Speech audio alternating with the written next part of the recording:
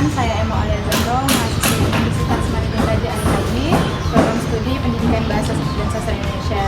Jadi tujuan saya ke sini ingin mewawancarai terkait pembelajaran, bagaimana sih pembelajaran dan perkembangan pembelajaran bahasa Indonesia itu di sekolah sini gitu Bu.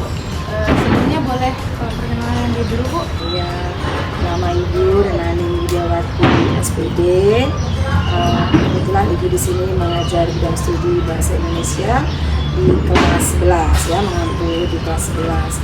Ibu sudah mengajar di MAI ini sudah lama, dari tahun 2002, kemudian dimutasi di MTS dan tahun 2017 kembali lagi ke sini. Baik, langsung saja untuk pertanyaan-pertanyaan terkait pembelajaran bahasa Indonesia. Yang pertama, saya ingin tanyakan terkait kesulitan yang dialami oleh tadi Ibu untuk pembelajaran bahasa Indonesia itu apa di sekolah? Rasa-rasanya bukan hanya di sekolah ini saja ya, kalau untuk bahasa Indonesia itu terutama itu pada literasi ya, pada membaca. Karena anak itu sebenarnya mereka bisa, tetapi malas baca.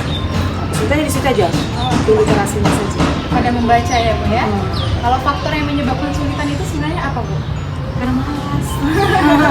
Malas terus mereka ini nggak mau mengkaji ulang gitu. Jadi kalau diberikan materi gitu, ada sampai baca dulu gitu biasa. Cepat bosan ya Bu. Iya. Terus dalam kemahiran dalam bahasa itu kan ada kemahiran menulis, kemahiran membaca, menyimak.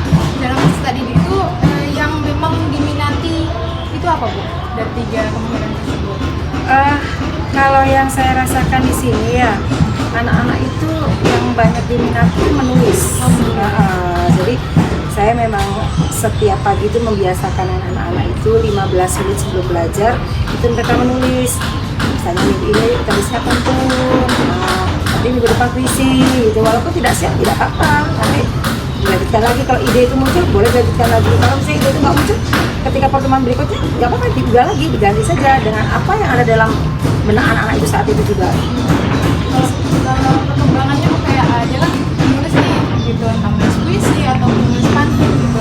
Untuk kayak lomba segala macamnya itu pernah diinginkan Bu? Alhamdulillah baru kemarin ini, baru beberapa bulan yang lalu ya di Umrahan ada kemarin kan dapat juara 2 pantun gitu. Terus rasa-rasanya kalau untuk pantun itu tiap tahun deh kayaknya juara.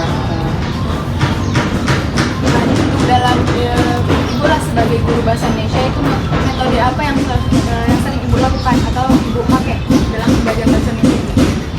Kalau kita metode pembelajaran itu ya biasa ya Kak, diri kita menemukan sesuatu yang baru ya, sesuatu yang baru. Jadi kita misalnya ada bahan ketika kita mau berpuisi misalnya gitu kan, ya kita gunakan pohon saja ini di depan kelasnya itu kan.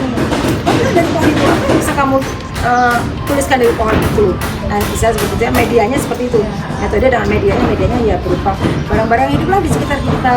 Kadang kita gambar-gambar, nah seperti itu. Pokoknya yang ada di lingkungan sekitar kita. Kreasikan itu ya. Terus kalau untuk minat Bu, kayak minat siswa itu dalam belajar bahasa Indonesia itu sejauh mana gitu Bu? Sampai hari ini sih alhamdulillah lah ya, kalau ibarat kita berbicara persen ya 80%-nya alhamdulillah anak minat belajar bahasa Indonesia. Yang 20%-nya ya karena kan kita tidak bisa memaksa ya, ada anak-anak yang sukanya ke matematika, berarti kita bisa memaksa dia dong suka, tapi secara keseluruhan sih sama 80% Bu ya.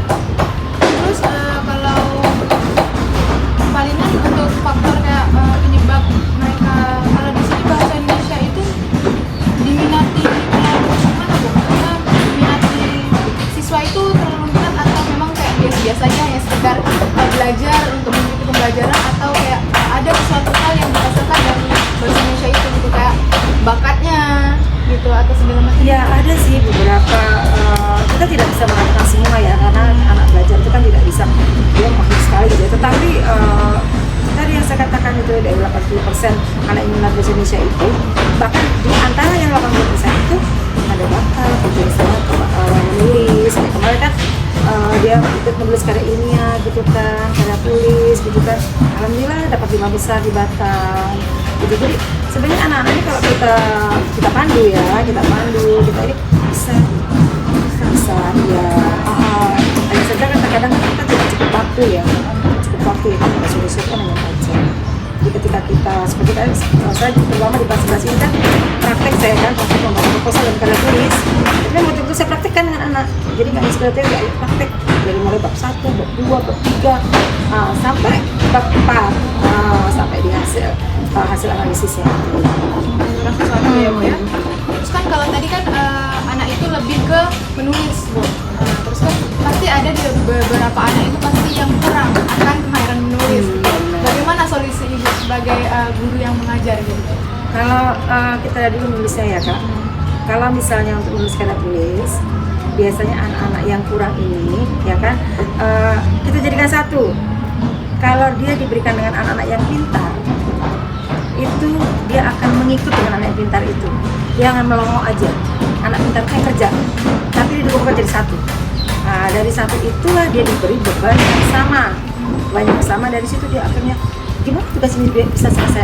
Itulah motivasi untuk mereka bertanya, sehingga sama-sama hasilnya itu yang dia dapat sama dengan teman-teman yang ini. Itu salah satu metode saya ya untuk anak-anak ketika mereka kemarin menulis. Kalau misalnya seperti menulis puisi kan nggak bisa. Kemarin praktek ya menulis puisi atau apa? Tak pandai bu. Nah gitu kan. Nah itu caranya itu tadi kita berikan solusi, misalnya ayo kita lihat tuh itu ada pohon ketapang. Buatlah apa yang ada dalam pohon ketapang. Menurut imajinasimu apa dalam pohon ketapang? Tulis saja. Kita bisa jadi sebuah puisi tentang pohon ketapang. Jadi metode apa saja bisa dilaksanakan oleh guru ya, supaya anak itu membangkitkan semangat dan motivasi anak untuk mau memahami pelajaran. Untuk yang terakhir Bu, kayak apa sih harapan Ibu gitu sebagai guru bahasa Indonesia yang dasarnya juga dari bahasa Indonesia Bu, kan mengajar siswa-siswa yang ada di sini gitu terkait pengembangan bahasa Indonesia, bagaimana untuk ke depan dan kelanjutannya seperti apa gitu? Ya harapan saya sih anak-anak itu tetap mempunyai hobi membaca buku, terus juga menulis, karena dengan membaca itu membuka wawasan kita kan. Terutama sekarang bahasa Indonesia itu kan sangat dihargai ya. Bahkan di Australia, di Jepang itu beberapa universitas juga ada mata kuliah bahasa Indonesia gitu kan, sehingga bahasa Indonesia ini sudah mendunia gitu kan ya. Memang belajar bahasa Indonesia kan orang membosankan belajar bahasa Indonesia, tapi bergantung juga gurunya. Kalau pandai gurunya dalam memotivasi siswa, memberi arahan, membuat metode atau media pembelajaran yang menarik, insya Allah anak-anak itu juga akan menilai bahasa Indonesia. Jadi harapan saya semoga ke depannya bahasa Indonesia ini makin diminati dan menjadikan kita guru bahasa Indonesia juga bangga sebagai guru bahasa Indonesia.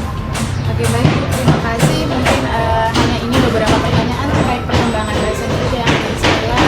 Mungkin cukup sekian pertanyaan saya. Semoga sekolah ini bisa berkembang lagi dan menumbuhkan bakat-bakat siswa yang memang berkreativitas untuk berkembang dan maju. Mungkin itu saja. Saya akhiri. Wabillahi taufiq wal hidayah. Wassalamualaikum warahmatullahi wabarakatuh.